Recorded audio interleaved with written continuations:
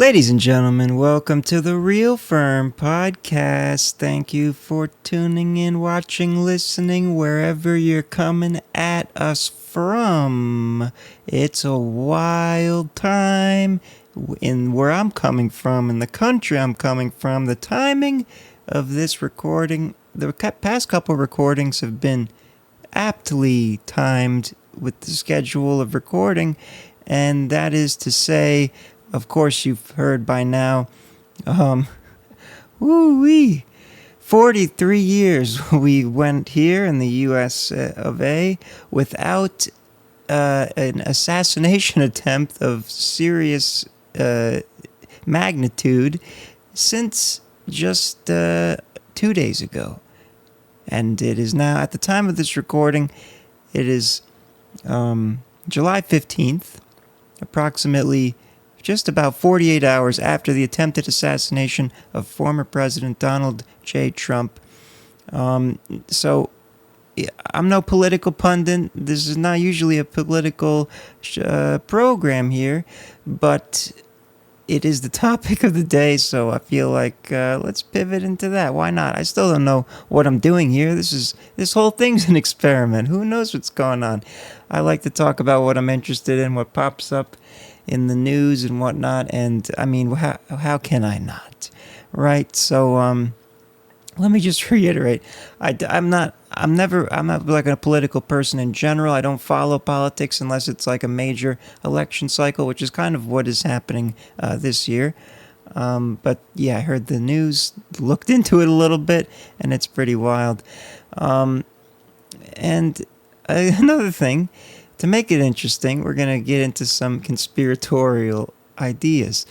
And that is one of the things I love to do here on this program because to give a little bit of the entertainment, we like to have a silly goose time. Entertainment purposes. That's what all these episodes are about. Sometimes I'm more passionate and interested than others topics. Sometimes I'm more serious, but you never know. Just take it all as entertainment. But first, we're going to get into what we know, what we heard, at least know from what the media has reported through the video evidence and reports of the reporters, journalists, and then we'll get into some funny jib jabs with some conspiracy theories. One that is been put out by a well-known conspiracy theorist, and one that I've conjured up myself. This will be fun. But before any more talk of fun, it is serious issue. I do realize that, so I don't want to minimize that portion, especially R.I.P. to the fire chief, who I believe his name was Corey, who lost his life in that shooting. R.I.P. That is not fun or silly at all. That is serious. And so it's serious, but we're going to try to make it fun. And this is, again, 48 hours after this whole thing happened. More stuff is coming out. They're still investigating it. So I may by the time you're hearing this or watching this, I may not be fully up to date on the latest news. Was Thomas Crooks acting alone, or was he a covert agent by the Democratic or even the Republican Party themselves?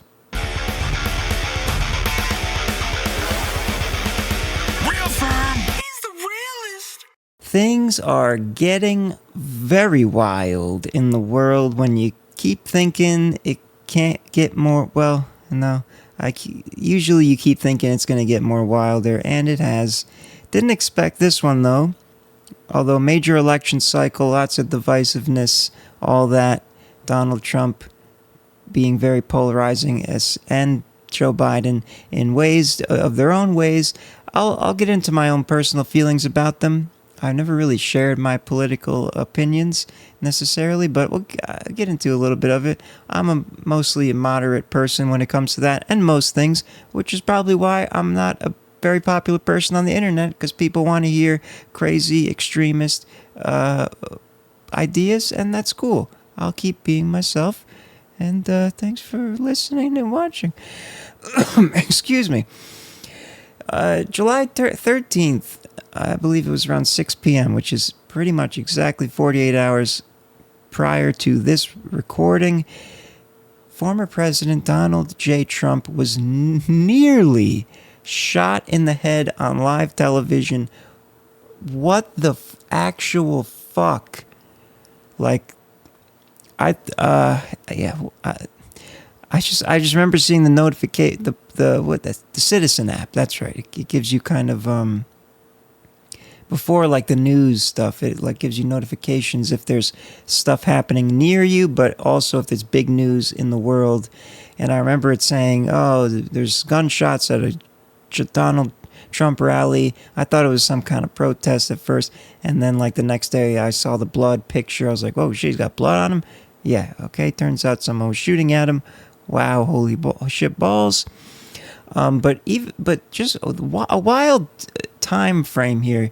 You've got nearly is killed on live television at a rally by half an inch of a bullet. Then 36 hours later, he's nominated for the Republican National Convention and picks his running mate, that's the author, J.D. Salinger. J.D., I forgot his name, doesn't matter. The new vice president, young guy. He seems promising, I guess. That was just pretty recent. I was watching the whole NBC news about all that, just to hear what they were talking about. And all in that time, as well, his classified documents case, the judge dismissed. Donald Trump is winning and survives by the skin of his ear and just keeps getting wins. Although we all knew he was going to get the nomination for the Republican Party, but it's just it's a fun, timeline there. Let's just take a quick, but before I dive deeper into my commentary and the fun parts. And of course, we'll end with the Florida Man of the Week. This case is a Florida woman. I forgot this. I'm pulling a Biden. I usually remember to say that at the top before the intro, but I forgot this time. Florida Woman of the Week at the end, of course. This one's a woman. Assassination history. Because it's been 43 years since a president was, of course, 1981, Ronald Reagan sustained near 6 shots were fired at him, and he had to get emergency surgery. Thankfully, Donnie T, turned out he didn't need surgery at all. I don't believe. It just kind of grazed his ear. Super lucky, or was it? And then there was some other 1984, somebody shot at the White House for Bill Clinton. Somebody threw a grenade on stage at President Bush in 2005, but the retard didn't pull the pin or something. The grenade was malfunctioning. And then 2017, President Trump was trying to be Gregory Lee Lingang attempted to drive a stolen forklift into Trump's motorcade, and yada yada. So this is all wild stuff. Real quick, why not? Let's share my quick personal opinions on the recent candidates of presidents for the United States of America. Without making it too long, but let me just start when I kind of was politically activated at a young age, like the college. I was a stereotypical go into college, turn into a libertarian type of kid. I grew up, my household, my parents are Republican, establishment Republican pretty much. They have been, and they still are. I guess I was just kind of that before I was able to think for myself. And then I went through, I was fully registered as a member of the Libertarian Party of the state of Florida when I became the age of voting. And I think I remember voting for Gary Johnson in that election, whatever election he was in. But then I remember in 2016 when Donald Trump, I remember the whole saga of Donald Trump was being considered for, he was running for president, and it was like, everyone thought it was a joke. I thought it was hilarious. This guy's crazy. What? This guy can't be president. The same thing most people thought. And then, I got to be honest. At first, I didn't want him to be president because I just thought he would be crazy person, which in a lot of ways he is. But I really didn't care. I thought it was hilarious when he won. Like I was very like, I was just like, whoa, wow. It was a spectacle to me at that time in 2016. It was just a full-on spectacle. I was laughing. I was mind blown. I was never the type of maybe because I'm not old enough and I don't like own a home and are entrenched in government affecting me yet, even though I should be, but the pandemic stunted my career growth. Anyway, I never really looked at the presidency of people affecting my life, so I just never really cared that much. But at the first couple years of Donald's presidency, I was kind of a left-leaning person, just because of like morality and freedom. But then, since then, everything has just been twisted. It seems like it is the opposite now. My opinions on Donald Trump are still kind of the same in a sense, where it's like there's probably a better presidential candidate out there, but he'll be fine. Whatever. Shifting my focus, he's better, in my opinion, than Joe Biden, who is not even cognizant of most of the things he does, it seems. It's very sad. I truly feel sorry for the man.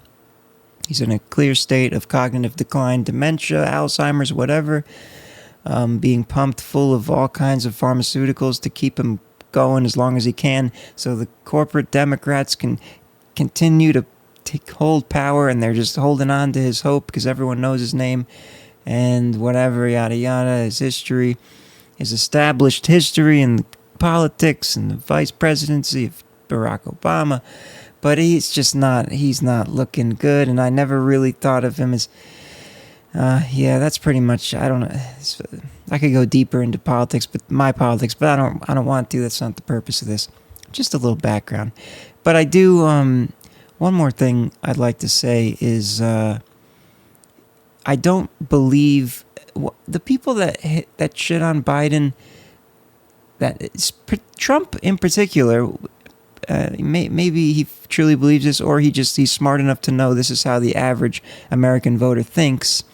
Attacking Biden as an individual, it's kind of like a monkey scratch head. Like he's obviously not making most of the choices himself, and if he is, I mean, there's cabinets, there's checks and balances. I feel like a lot of people just assume the president is some kind of dictator that makes all the rules and makes all the decisions. So many things are going on behind the scenes. And just because a thing bad happens in the country under somebody's presidency doesn't mean it's that president's fault. As an empathetic person, that makes me upset. So I don't like when people shit on Biden as calling him an idiot. And I hear a lot from members of my own family. They're very much Trump people. But I don't particularly like Biden. But I don't think he's to blame for many things. Probably is to blame. Who knows? Whatever. I don't know anything. Who cares? Let's take a look. Let's move on to the crux of this here episode, and I will react to or react on video to the video of the attempted assassination, which is really wild. I mean, talk about the hand of God, and we will talk about that a little more. Let's watch Donald Trump nearly getting shot in the head on live television in front of a crowd. That's a little bit old, that chart. That chart's a couple of months old, and if you want to really see something that's said, take a look at what happened. Insane.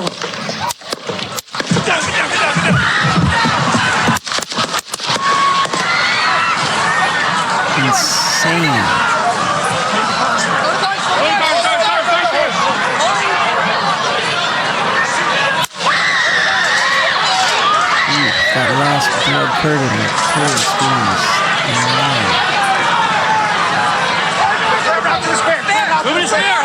Okay, I gotta pause it. This one guy in the that's kind of off to the left of the podium in the back with the hat on and the blazer. He's kind of standing there like he's no idea what's going on. He's not ducking, or he's just still standing like, what is happening? He's kind of like if Biden were in the crowd. Anyway, I just thought that was funny. He seemed like very nonchalant about it all. Just curious, mainly. Maybe he was in on part of the conspiracy, as we'll discuss. Let's see what Donald has to say. Are you ready? On you. Ready? Move! Up! Move! Go! Up! Hawkeye's here. Hawkeye's here. Move it to the stair. Stair, get ready. Stair, get ready. You ready?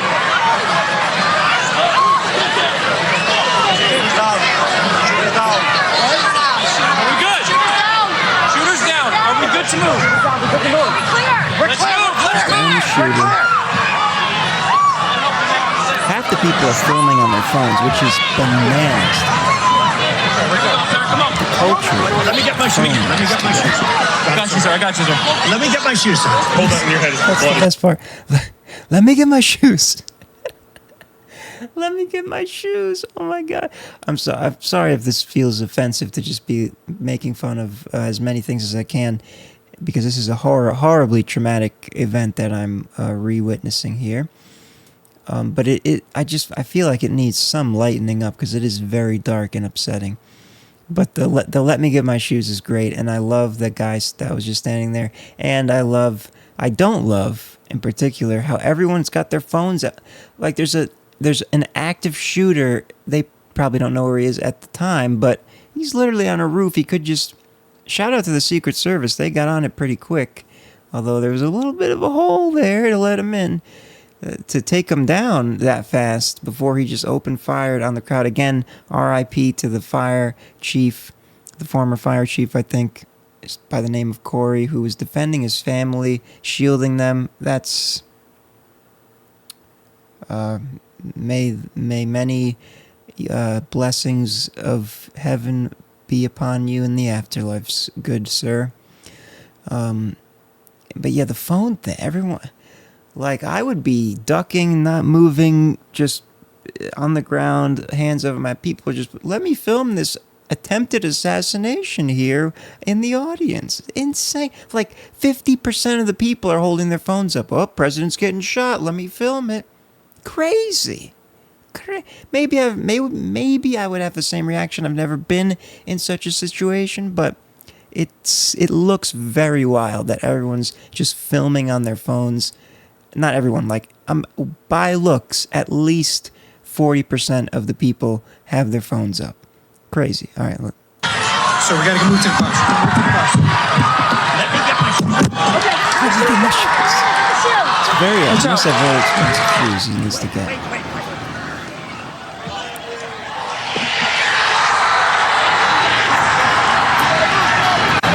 Fight. I gotta admit, that last moment is epic. And when I first saw it, it gave me like chills, gave me goosebumps. It was like that. It was like a heroic, like I just survived an assassination fight, and everyone starts cheering like he's alive.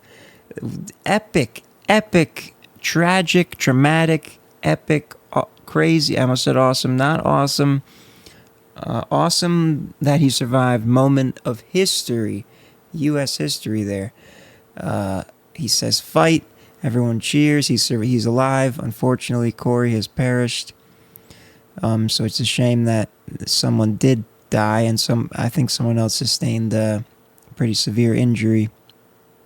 But yeah, I mean, that's wild. So let's run it back here and let's state the facts before we go full wild wanking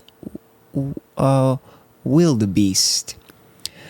So, according to... They're still trying to figure it out at this moment, but it seems that it's acknowledged as just kind of a failure of Secret Service or some kind of mix-up with the local departments and the not securing the buildings, blah, blah, blah.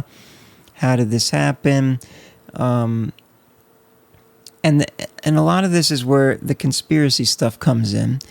And as well as assuming that the piece of shit, Thomas Matthew Crooks, acted alone. Or did he? Again, absolute miracle. Maybe the kid got nervous. I don't know. I mean, it's not that far away. He was on a rooftop, not that far away, with an AR-style semi-automatic rifle. Standing still target. Pretty tall in stature. Large man. You know? So, if it's not a conspiracy, the sweet alien baby Jesus of alien origin, moved that bullet a little bit to the left to get past, to not hit his temple and kill him in front of everyone. 20-year-old kid. Background reveals that he was a nursing home aide and registered Republican voter. However, he also had a history of conflicting political donations, including a small contribution to a progressive political action committee on the day President Joe Biden was inaugurated. Investigators believe the AR-style rifle was used in the attack was purchased by Crook's father at least 6 months before the incident. And then they interviewed some of his former classmates or something. They depicted him they described him as a loner, someone like me, a loner, bullied at school, that, nerdy glasses, all that. So probably a sad social life. Typical prototype of someone who commits domestic terror or school shooter, that kind of thing, with a manifesto. So that's what we know so far. And apparently they went through his phone at the last thing I heard that was updating, and they still haven't found anything that alleges that he was planning something or was in cahoots with anyone. Okay. Now, I'm going to put on my conspiracy glasses, which actually happened. I didn't coordinate this, but my esteemed Too Weird to Live, Too Rare to Die, maybe Donald Trump, Too Rare to Die, that's why he didn't get killed there, shirt, Fear and Loathing in Las Vegas. Put on my conspiracy glasses here. Now, trigger warnings, not really trigger warnings, everything that I'm about to say from here on is fully, this whole thing is for entertainment purposes, as all of these podcast episodes are. None of this is meant to be informative or taken too seriously, but this part in particular is very silly, and we're leaning in and entertaining, much like the Terrence Howard things, although most people didn't get it. I am entertaining a theory of hypotheticals of what could have happened, okay, based on other people, and then one I'm going to cook up myself. I have cooked up myself. This is purely for entertainment purposes. Dude, the glasses denote that. Please understand this. Now, the conspiracy general, Colonel Conspiracy himself, Alex Jones, went on one of my favorite solo podcasts, a hero of mine, one I aspire to be like, Tim Dillon, the Tim Dillon Show. He uploaded an emergency episode this morning that I watched right away when I saw it, with Alex Jones on the line on a video call, asking Alex Jones and of course Tim Dillon is a comedian, if you don't know. He does a solo podcast where he rants and does comedic commentation on society and politics. And of course, his first thought was, this president was almost assassinated. We got to call up Alex Jones, who is a known conspirator, tater, and not, some of the things he has been right about. Or at least there's some truth in what he says. Some of the things, like the Sandy Hook, a little bit that was a bad look. Not great. Bad look for the Sandy Hook thing. So he's not right all the time, and he's certainly very crazy and wild, but he's a lovable character. You gotta love him. Very entertaining guy. Alex Jones fully believes that it was the Democrats' inside job, deep state. Let's watch a clip of the Tim Dillon episode with him on it. This is pretty towards the beginning of the interview here. So Trump's got 20 Secret Service. Doesn't matter. All the local police work for them and want to work for Trump. So they were told by the advance team, this has come out, not to be on the roofs of 4 buildings 450 feet away that a Boy Scout, a 10-year-old could make that shot, okay? So there was a default stand down, just like in 63 in Dallas. And Kennedy said, I'm pulling out 100,000 troops a month. In 4 months, the 400,000 troops that were in Vietnam are going to be gone. Trump said, I'm going to end this war. I'm going to cut off funding the Ukraine war. And so Biden's really collapsed. And then they don't put anybody on the roof.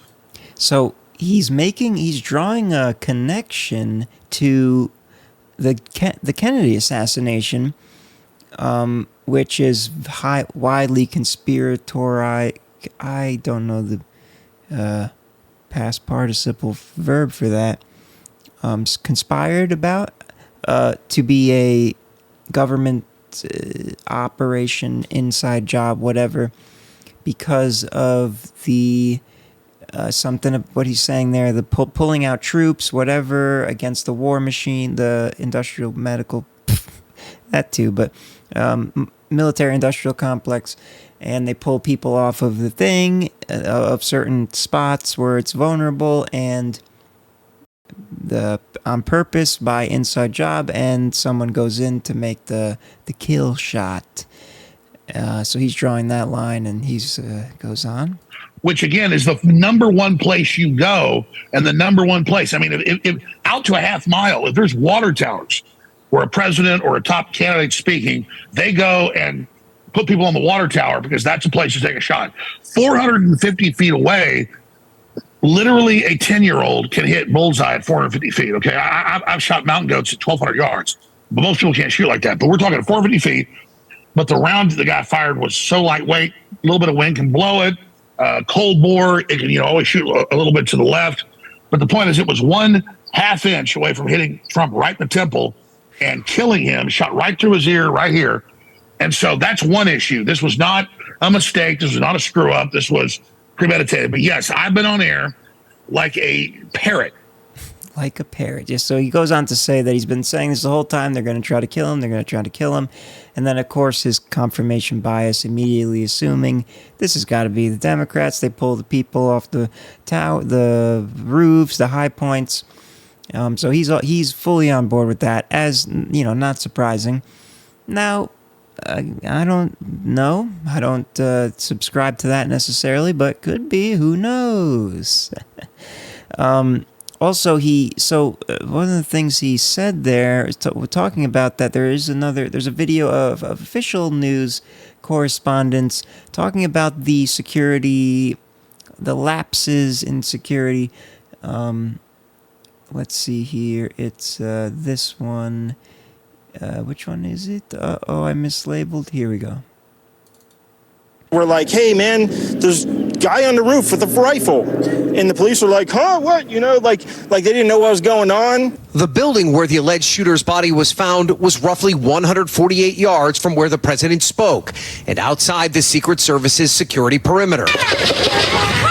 And 2 sources familiar with the agency's operations tell NBC News its roof was identified as a potential vulnerability ahead of the event. A spokesperson for the Secret Service says they designated that rooftop under the jurisdiction of local law enforcement and worked with them to maintain event security, but no one was posted on this particular building. How convenient. To Alex Jones's point, they pulled the thing just like the JFK situation. And if you're interested in Alex Jones, I highly recommend checking out the Tim Dillon episode he did with him. He goes full bore into it, and he says he's like he said he talked to Trump. He was like warning him. He's like there's going to be truck bombs. They're going to try to poison him. The deep state, the globalists, all the stuff he says. He is scared. Alex Jones is scared to death about what is happening right now. Fully fear mongering. He says he's fully preparing to die. Literally, that's what he said. He's saying World War III is coming, nuclear warfare. This is all the bubblings of it. This is a literal quote. The globalists are in bunkers right now. That's what he said on that podcast episode with Tim Dillon. Talking about how they're trying to get rid of Trump so they can keep the Democratic Party in, who apparently is kind of the face of the deep state globalism people, whatever, BlackRock, all the stuff that goes deep, which I'm sure a lot of it's probably a lot of truth there, but agnostic here with my conspiracy glasses on, okay? Now, what's it? I already forgot his name. Alex Jones said an interesting word in there too. Said bullseye. There's another fascinating interview with Biden here. Let's check it out. This is an interview after the shooting, but it refers to something Biden said the week before. Let's check it out. It's really about language, what we say out loud and the consequences of those. You called your opponent an existential threat on a call a week ago. You said it's time to put Trump in the bullseye. There's some dispute about the context, but I think you appreciate that. I didn't say crosshairs. I was talking about focus on. Look, the truth of the matter was, what I guess I was talking about at the time was there's very little focus on Trump's agenda. Yeah, the term is bullseye. It was a mistake to use the word. I didn't say crosshairs. I meant bullseye. I meant focus on him. Focus on what he's doing. Focus on his policies. Focus on the number of lies he told in the debate. Focus. I mean, there's. So, oh man, poor Joey B. So now this is. I can take my glasses off for this one. I will wager to say that I'm sure Joe, when he said that, was truly wouldn't be so stupid as to drop little Easter eggs about what his globalist deep state is planning to do by putting Trump in the bullseye or the crosshairs, as he thought he said, but actually didn't, and then completely tripped up on his words and confused himself. Another very embarrassing moment. It's very sad to see him so mentally disheveled all the time. But glasses back on. Biden's been dropping hints, apparently, putting Trump in the bullseye. A little sketchy, a little suspect there, Joe. And what did he said? He said crosshairs. He goes. No, I didn't mean crosshairs. He's like, no, the term was bullseye. Oh, I said I didn't mean to say bullseye. I didn't mean to say cross. Like he just fully confused him. I don't know what I didn't hear the first interview, so maybe he did say crosshairs at some point. He was confusing him. I have a feeling he just had a full brain diarrhea and had to. As he does. Anyway, so there's that. The Democratic conspiracy. Now, let's flip the script for extra fun times. What if it was a Republican conspiracy?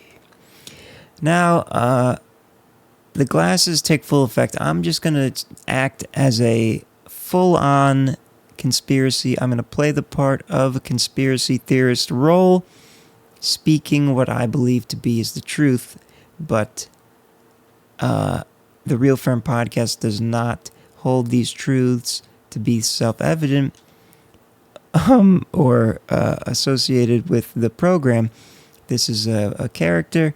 His name is Conspiracy Clint. All right.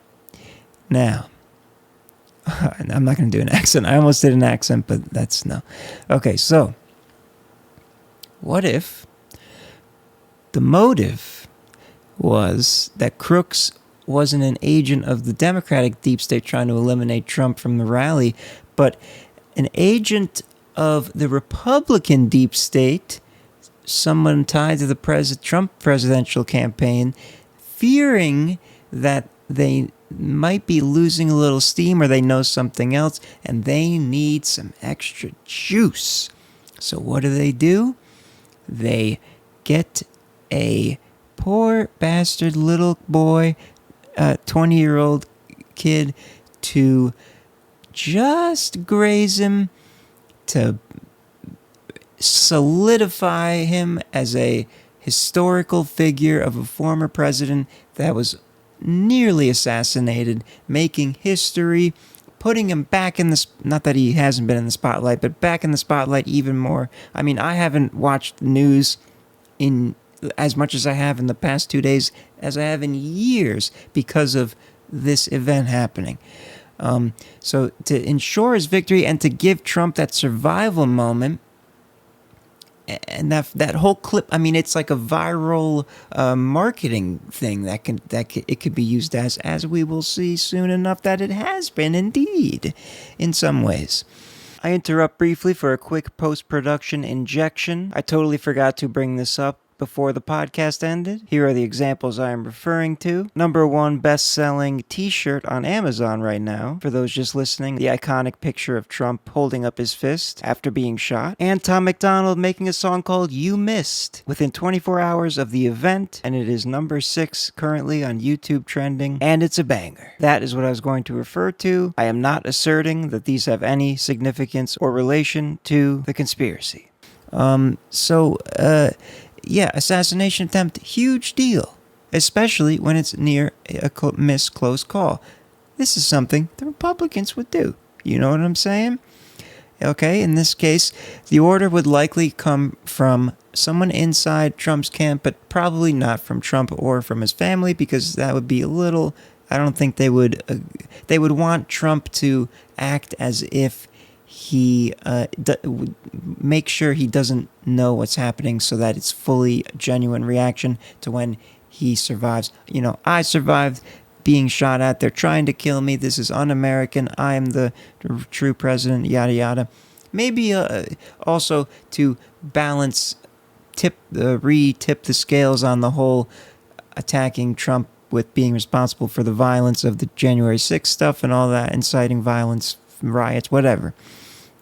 Okay, he would, the crooked bastard Thomas Matthews Crooks, he would have been recruited as a skilled shooter, instructed to deliver a non-lethal shot. Very possible, even by a novice with an AR at the given position. I mean, easy to shoot him to give a lethal shot, but you want to make sure you're skilled enough that you can make a shot hit without doing any severe damage to the body. Check. And the candidate Crooks seems unlikely enough to be connected with the party given his background. It's hard to believe. Just a 20-year-old kid, school shooter type, as we mentioned before, easy to write off as a lone actor. He has no criminal background, and they said relatively little social media presence compared to like his peers. If he had one, then, you know, it would be more obvious and whatnot. You want him to seem plain, lone wolf, crazy psychopath, snap moment, want to kill the president for some crazy unknown reason, which is exactly how it's being laid out. And there's so far been no evidence to prove otherwise. Now, you may be asking, why would the boy agree to such a thing? Well, given his state of being, a lowly nurse worker, whatever he was, I already forgot. Doesn't matter, he's dead and deserves it. He is a true, to get the honor of living in infamy as a true patriot, much like the likes of school shooters and other sorts of terrorists like to do, suicide terrorists and whatnot. He'd rather die and go down in infamy and then continue living his miserable life that he's been living. So that's believable, of course. Obviously, lots of covert planning have to be done. Relax the security, just like Alex. Excuse me. Don't know where that came from. Just like Alex Jones was saying, but for the opposite party, of course. There's another part that I forgot to mention. Days before the event even happened, the rooftop was not publicly, as in it was known that the rooftop was a potential vulnerability. So let's look at the footage one more time and really pull back the lens here. That's a little bit old, that chart. That chart's a couple of months old, and if you want to really see something that's said, take... His head is moving this way, every 3-4 seconds, whatever. It can't be that hard to land a shot on his head. And if you're the kid's 20 years old, I'm sure he's a nerdy, bullied, loner kid. He's definitely playing Call of Duty, some kind of shooter video games. He knows how to aim. Okay, he's in an easy spot, open air, direct line of sight, a large, easy target, not moving very much. Head is moving a little. How do you miss? I tell you how. You do it on purpose. To put Trump in the spotlight as a survivor of a assassination attempt. Take a look at what happened. Okay, so multiple shots are fired even after he grabs his ear from the first shot hitting and then stands still. And then he gets down. So, hello, just keep shooting the same spot and then you'll eventually hit him in the head. Now, the winds, whatever. He did it on purpose. He missed on purpose for the purpose of the exact purpose of what has gone down. Trump wins, Republicans win in the end, and the plan is fulfilled by the Republican deep state globalists, or maybe the Republican deep state isn't globalists, they're something else, but I've not gotten that far into the conspiracy yet. I'm still developing it. Also, I'd like to once again highlight this glorious man in the, what do you call it, a fedora or something, who's just standing in awe of what's happening. Oh, I think he's part of it. He's like, okay, he's making sure everything's going well, and he's forgot to act, so he's kind of like, okay, yeah, we didn't kill him, right? Okay, good. Yeah, watch him. See him? He's looking around, just making sure everything's fine. Still standing there. Not flinching at all. He's standing completely still. He's still looking around. He's the inside man, making sure everything's good. He's still looking around. Hasn't moved, hasn't ducked. Hasn't moved the rest of his body. Move his hair. Hold. When you're ready. On you. Ready. Move. Move. Go. Hawkeye's here. And he's still Get ready. You ready? And he sits down. Look, he was putting something down. He was casually putting something, but then he sits down. Shooters down. Everything's good to move. We got the job done, boys. Good job. Trump's going to seal the deal victory now and survive the assassination attempt that he planned to miss on purpose. Come on.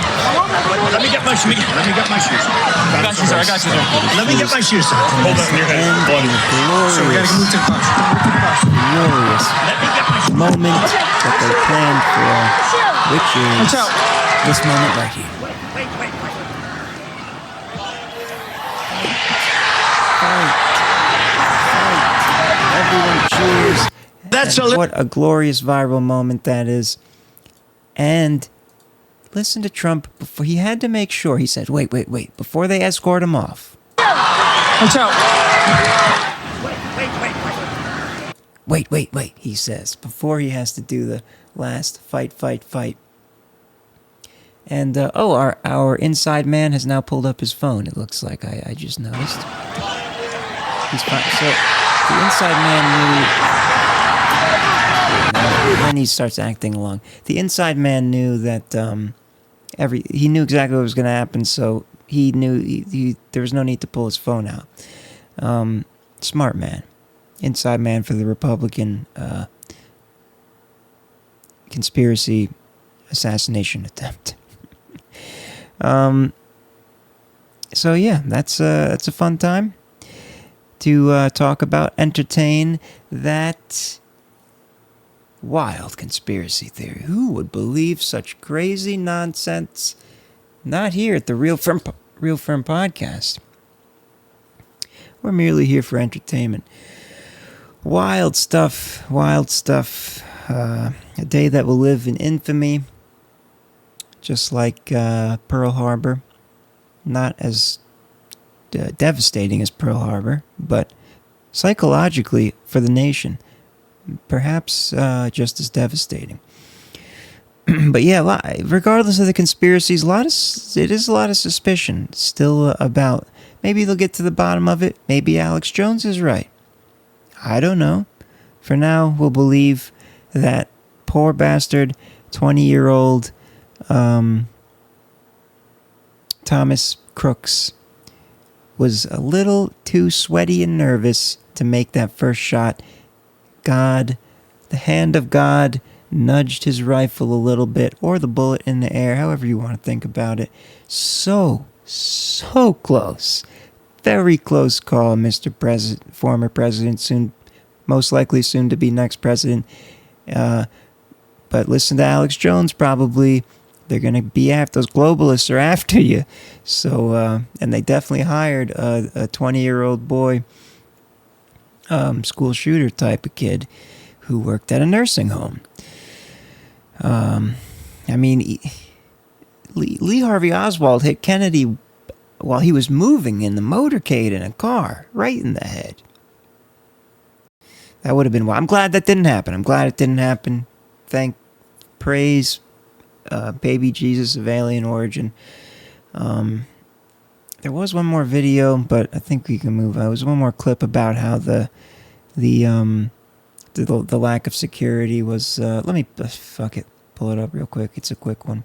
This is something that we've been hearing a lot about online, and you see it even in that video that's on your screen right now, where you hear spectators pointing at the roof saying that there's someone suspicious that police should look into. Well, you have officials saying that police were warned before the start of this rally, at the entry of the rally, that there was someone suspicious at the gate by the magnetometers. They say that police went off and looked for this suspect, looked for this suspicious individual, and because of the crowd, they were not able to identify that person. And we also know that according to at least two sources, the suspect, when he was on the roof, again, you're looking at that image right there, there were two municipal officers who saw him on the roof, who tried to make access, but clearly were not able to reach him while he was on that roof. A lot of information coming in, a lot of this reporting coming from Tom Winter and Jonathan Dienst, a lot of new details, and it's clear that you have FBI and a lot of other agencies working to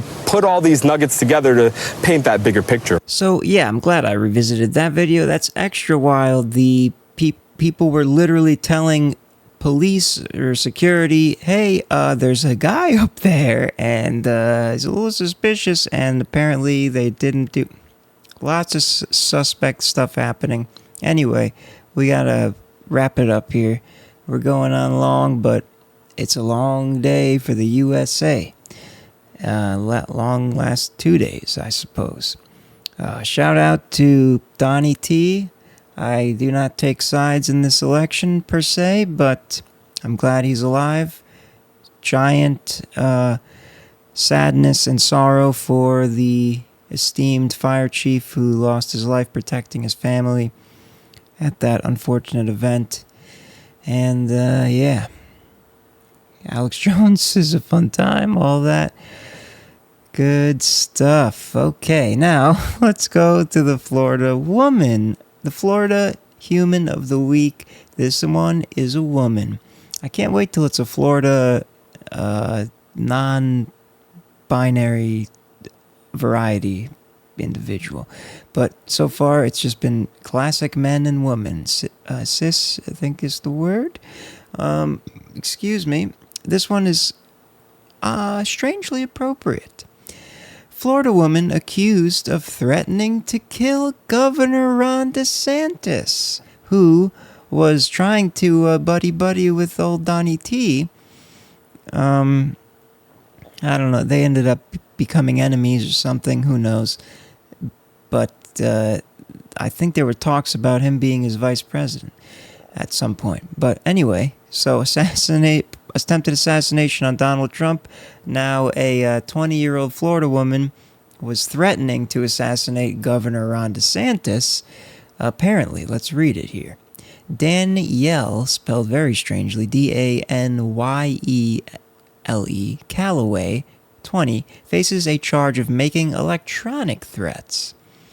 Hillsborough County, Florida.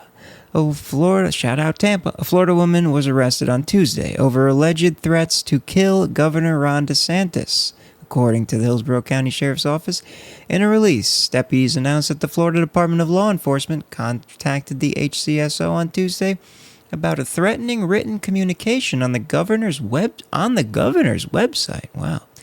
Investigators said that the author of the message, identified as Danielle Calloway, 20, completed a questionnaire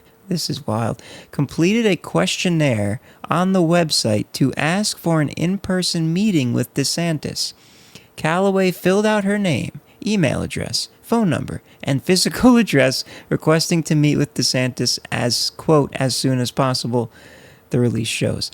But under the, quote, meeting summary of issue portion of the questionnaire, Calloway reportedly wrote the following in part.